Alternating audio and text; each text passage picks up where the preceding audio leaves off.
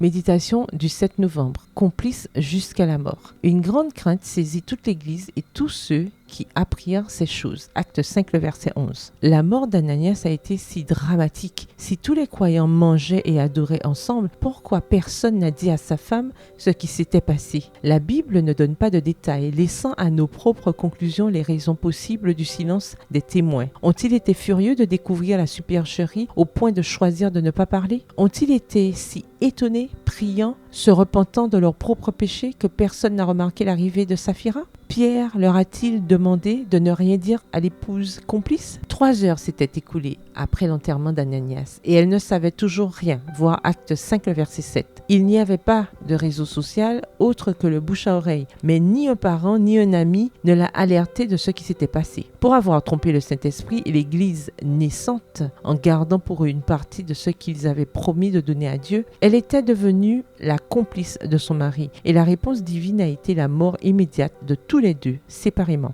On peut penser que la mort soudaine d'Ananias et de Saphira ne reflète pas la grâce et la miséricorde de Jésus, mais sa grâce parfaite inclut le jugement. Nous sommes appelés à être soumises à notre mari, mais pas à être complices de ses actes pécheurs illégaux et de la violation de ses promesses à Dieu. Ils sont responsables des biens que le ciel a confiés à leurs soins et ils ne peuvent d'aucune manière esquiver cette responsabilité jusqu'au moment où ils retournent à Dieu ce qu'il leur avait confié. Texte tiré du livre Conseil à l'économe au chapitre 64 à la page 349. Lorsque Pierre a demandé à Saphira s'ils avaient vendu la propriété pour un tel montant, ce n'était pas pour la piéger, mais pour lui donner l'occasion de confesser son péché et de se repentir. Chaque femme sait qu'elle a une influence sur son mari. Elle aurait pu empêcher le péché d'Anania et demander l'avis des apôtres. Mais elle a choisi de se corrompre avec lui. Tous ont tremblé d'horreur et ont renouvelé leur consécration. Ils ont vu la présence de Dieu à l'œuvre. Les gens avaient besoin d'être marqués par la sainteté de leurs vœux